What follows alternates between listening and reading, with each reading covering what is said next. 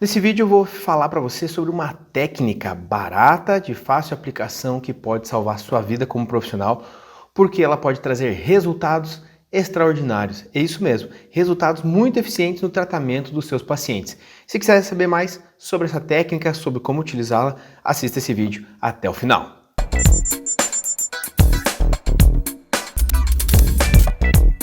Meu nome é Bruno Aldenucci, eu sou criador do Sistema Terapêutico Funcional, do Treinamento Clínico Funcional, sou autor do único livro sobre esse tema, o Treinamento Clínico Funcional, e nesse vídeo então eu quero falar para você sobre uma técnica que eu utilizo muito, que todos conhecem, mas não sabem a potencialidade, a versatilidade dessa técnica. Mas antes então de a gente falar sobre essa técnica em si, eu gostaria que você deixasse aqui o seu curtir, né?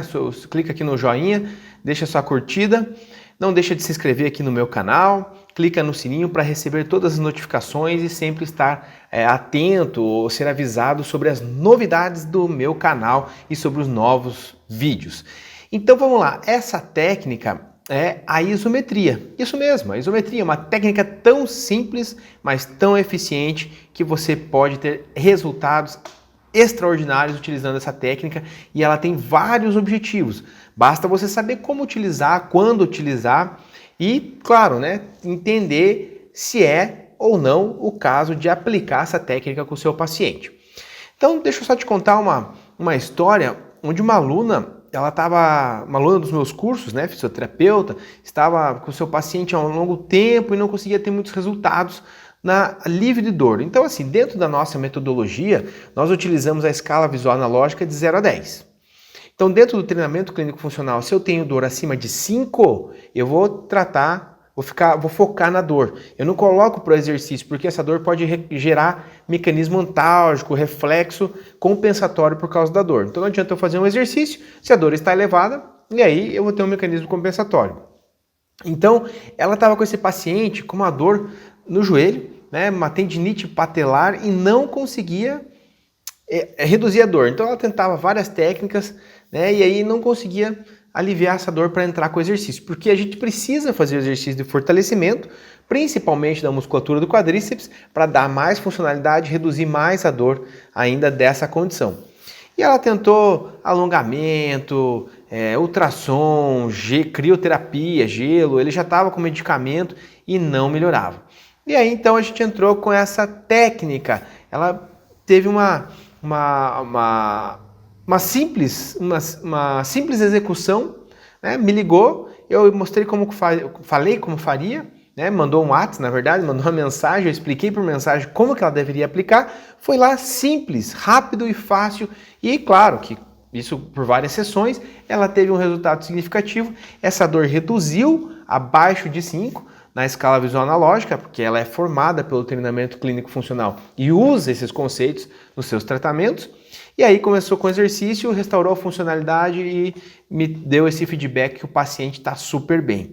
Então, o que é essa técnica que nós utilizamos? A isometria, contração isométrica. Nós sabemos que a contração isométrica ela tem um efeito bem interessante em tendinopatias, principalmente do tendão patelar. Nós sabemos que a contração isométrica ela tem um efeito bem significativo no alívio de dores. Então olha como é importante. Muitas vezes você vai utilizar vários recursos tecnológicos, massagem ou relaxamento, achando que a gente tem que poupar o paciente, que a gente tem que relaxar, a gente tem que fazer um calor, um gelo para reduzir a inflamação, enfim. E na verdade uma contração, você está um mecanismo ativo, você está ativando, está esforçando, o seu paciente está se esforçando e está gerando resultado, porque a contração isométrica ela tem sim um efeito significativo na dor, na redução da dor, principalmente tendinite patelar. A gente sabe que o alongamento também tem resultados interessantes nas tendinopatias. Nós sabemos que o alongamento promove aí uma redução, pode promover, né, uma redução desse processo inflamatório. Reduzindo o processo inflamatório, consequentemente, nós podemos reduzir a dor, certo? Então veja só, se você tem agora um paciente que aparece para você com um grau elevado de dor, de joelho, tendinite patelar, vamos usar o mesmo exemplo. Você, logicamente, vai entrar com as primeiras medidas, controle da inflamação e do edema. Reduzir o edema para melhorar, restaurar a funcionalidade dessa musculatura, restaurar a funcionalidade dessa articulação e restaurar a força da musculatura, principalmente do quadríceps, porque o edema pode causar uma inibição. Nós sabemos que lesões e algumas patologias, vamos chamar assim, podem causar uma inibição da musculatura para poupar o movimento. Então, essa musculatura que é fundamental para a funcionalidade dessa articulação, que é o quadríceps para o joelho, se ele está inibido, ele vai enfraquecendo e você vai perdendo funcionalidade.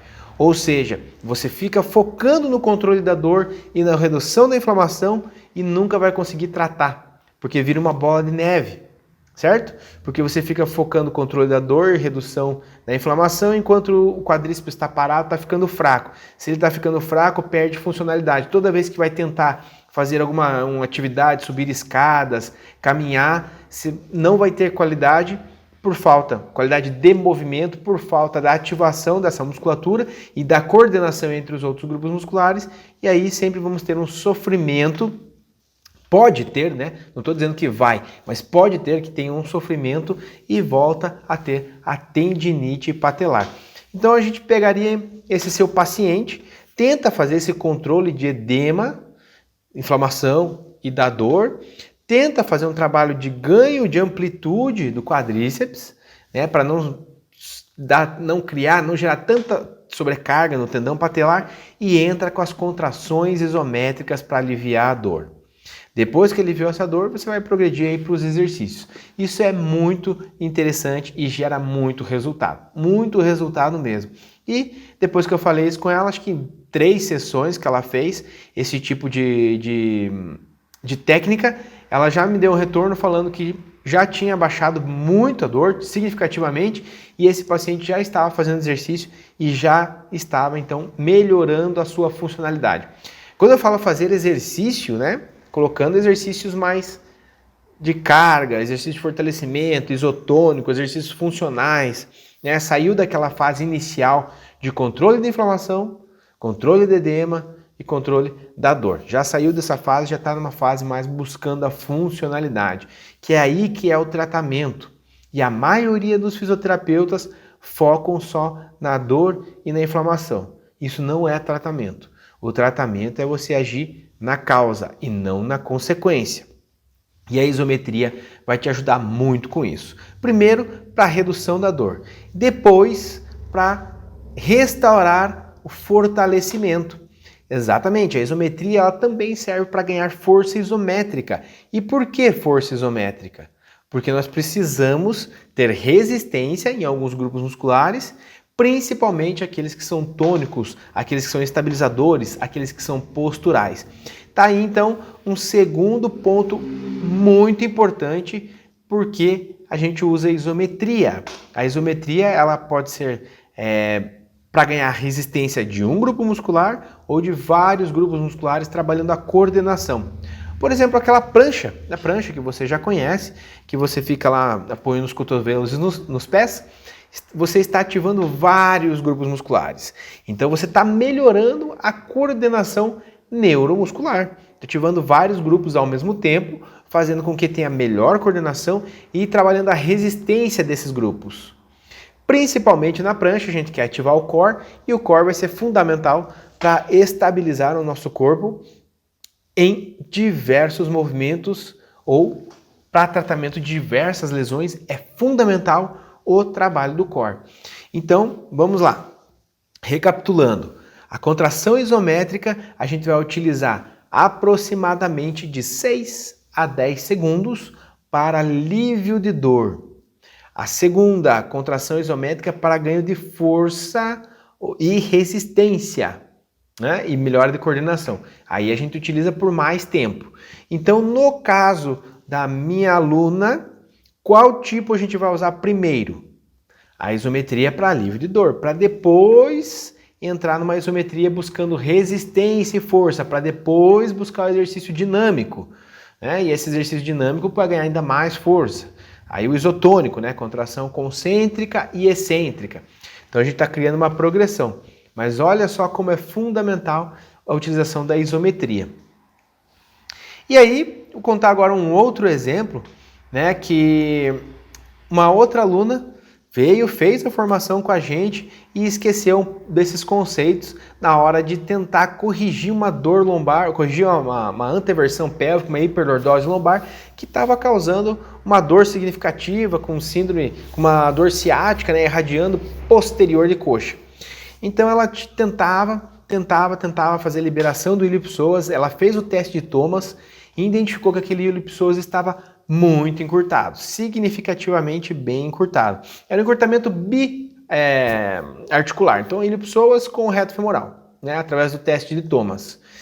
E aí, se os dois estão encurtados, quando eu estou na posição em pé, eu tenho uma anteversão pélvica. Quando eu tenho uma anteversão, eu tenho uma hiperlordose e eu posso aumentar a compressão, né, de nervos ou até a pressão no disco por conta das minhas vértebras estarem numa posição de extensão. E aí com isso começou a causar uma rigidez na região lombar, na face tóraco-lombar, começou a ter a síndrome, a dor ciática, né, a ciatalgia com a irradiação posterior e não conseguia melhorar o caso do paciente. E veja só como ela já tinha uma consciência, já tinha feito a nossa formação, então ela estava com um direcionamento voltado para o ilho psoas, por exemplo, que muitos profissionais ficam focando em alongar posterior de coxa, glúteo e lombar. Só isso não vai resolver. Não vai resolver, porque nós temos os músculos flexores do quadril que trazem para a anteversão e nós temos os músculos abdominais que fracos, eles não conseguem manter uma boa estabilidade da lombar e deixa cair para a hiperlordose.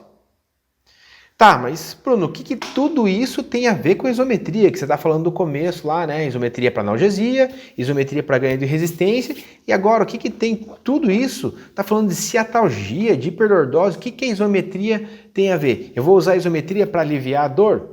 Nesse caso, não. A isometria para aliviar a dor, nós comentamos que é mais em situações inflamatórias, em tendinopatias, tá? Nesse caso, nós vamos utilizar a isometria para inibir o músculo, para a gente conseguir ganhar comprimento, liberar ele, diminuir a sua ativação, para tentar restaurar um posicionamento. E nesse caso, então, é o ilho psoas e o reto femoral. Quem faz liberação miofascial sabe que a liberação manual do ilho psoas e do reto femoral é uma liberação bem dolorosa. E muitas vezes o paciente não tolera, ainda mais nesses casos que estão hipertensos, né? E aí não adianta você ficar lá cutucando, né, com a mão o ilho psoas do seu paciente e ele sofrendo dor porque ele vai ficar se retraindo, se encolhendo, contraindo, que é um mecanismo reflexo daquela dor. E aí o que a gente pode fazer? Aquele músculo está tenso, você vai alongar ele. Você alonga, você estira ele bruscamente, né? Se ele já está tenso, está encurtado, você estira ele, você vai ativar o fuso muscular que vai ter microcontrações. Você pode ficar brigando com o seu paciente, você querendo alongar e ele segurando. Por que alongar? Porque o alongamento traz um relaxamento. Traz um relaxamento se você conseguir alongar efetivamente, porque daí você ativa o órgão tendinoso de Golgi e causa uma inibição autógena. Agora, se o músculo está muito tenso, muito encurtado, você alonga, você já pode ativar o fuso, porque o estiramento comprime o fuso muscular e causa o reflexo estiramento que ele vai causar microcontração. Então ele pode ter um efeito contrário, por isso que você tem que estar atento em como utilizar, como que você vai aplicar e como está o seu paciente. Sempre avaliar para intervir, sempre avaliar para prescrever. Não dá para chegar e querer fazer uma técnica que funcionou para o X que vai funcionar para o Y também. Não é assim que funciona, tá certo? Então, o que eu falei para ela? Nesse caso, nós temos que avaliar o todo. Tem várias questões aí que a gente tem que avaliar, que você já viu no nosso curso, que nós pegamos uma visão mais global, como eu já falei aqui em outros vídeos também. Uma pisada vai alterar o posicionamento da pelve, uma rotação do fêmur pode alterar a posição da pelve, o genovalgo, tem várias questões aí que vão influenciar o posicionamento pélvico. Mas, pensando lá no ilho psoas e no reto femoral, você vai entrar com uma contração isométrica, tá? Uma contração isométrica. Também pode segurar lá uns 10 segundos, pelo menos. Essa contração isométrica, após você parar a contração, vai causar um relaxamento daquela musculatura. E aí você entra com a técnica de liberação miofascial ou com a técnica de alongamento. Eu prefiro a liberação miofascial antes do alongamento, porque ela prepara o nosso tecido, prepara a fáscia para o alongamento ser mais eficiente. Se a fáscia ainda está muito rígida, está muito gelatinosa, a hora que você alonga, você não vai ter um benefício tão significativo de quando se essa face estivesse líquida, se essa face estivesse já mais fluida, então você consegue ter um deslizamento dos feixes musculares de uma forma mais interessante. Então, o que eu vou fazer? Eu entro com a técnica de contração isométrica, ou chamado energia muscular, contração, você segura lá por 10 segundos no mínimo, a hora que para de contrair, vai ter um relaxamento daquela musculatura, você entra com a liberação miofascial, depois entra com alongamento para ganhar comprimento muscular e inibir ainda mais essa musculatura, e aí você vai começando a soltar essa pelve, diminuir a anteversão, diminuir a hiperlordose. E aí você entra com fortalecimento da musculatura abdominal e de glúteos. Se eu tenho ilho psoas hiperativo, eu posso ter uma inibição dos glúteos, então eu preciso fortalecê-los também. E aí assim você vai corrigindo, e aí sim, lá no final você vai ter um tratamento daquela ciatalgia que estava sendo causada por essa anteversão, essa hiperlordose significativa. Então veja, tem que avaliar para saber se é por isso mesmo que a ciatalgia estava sendo causada por essa condição. Mas, em todo caso, você pode entrar com uma intervenção para corrigir essa hiperlordose, essa disfunção, para ver se no final era isso mesmo que influenciava. Eu tenho certeza que vai ajudar bastante mesmo no tratamento dessa paciente. E ajudou, é o que a gente observou. Então ela fez a contração isométrica. Contração isométrica, nós vamos ter um encurtamento do músculo, como todo músculo quando contrai, ligação de actina, miosina e faz o encurtamento, só que eu não tenho movimento articular, então os tendões se estiram. Se os tendões estão se estirando, há uma compressão do órgão tendinoso de Golgi. E é um órgão sensível à deformação mecânica. Você comprimiu o órgão tendinoso de Golgi, ele manda uma mensagem, tem uma conexão medular via aferente e eferente e vem uma resposta para inibir essa musculatura. Então a contração isométrica causa uma inibição autógena. A contração isométrica causa uma inibição do próprio músculo que estava contraindo. E aí, essa é uma técnica muito utilizada chamada facilitação neuromuscular proprioceptiva, ou FNP. E quando você então inibiu essa musculatura, você entra lá com a liberação miofascial, faz o alongamento, depois fortalece a musculatura antagonista a essa, e aí consegue realmente tratar, agir na causa do seu paciente. E essa minha aluna então, ela relatou que também em poucas sessões ela conseguiu resolver ou melhorar bem esse problema, essa condição do paciente dela. Olha só essas dicas, como muda a vida das pessoas, como faz a diferença. Então uma técnica super simples, não tem segredo, a técnica de isometria, você pode ter resultados muito interessantes. Então ela tem alguns objetivos. Colocamos aqui três pontos que a técnica de isometria vai ser muito interessante e pode salvar a tua vida como profissional. Eu digo para você, porque no primeiro caso que eu comentei, já tinha utilizado eletrotermo, já tinha usado terapia manual, já tinha usado medicamento, e aí veio com uma técnica simples, sem recurso nenhum, baixo custo, só precisa do fisioterapeuta, e ela conseguiu resultados expressivos que fez com que ela conseguisse prescrever exercícios para fortalecimento da musculatura estabilizadora do joelho e foi melhorando a condição da tendinite patelar do paciente. Então a primeira é a isometria para analgesia. Isometria para analgesia de tendinopatias ou processos inflamatórios, tendíneos. A gente tem estudos mostrando que principalmente na tendinopatia patelar é onde tem mais benefícios. E a gente vê também nesses estudos que conseguiram aliviar a dor sem reduzir a força de quadríceps. tá? Porque essas contrações aí isométricas nós utilizamos entre 6 a 10 segundos, 6 segundos mais ou menos, e pode fazer repetidas vezes. O Bendy Sanders recomenda ou cita, né, de 20 séries de 6 segundos aproximadamente.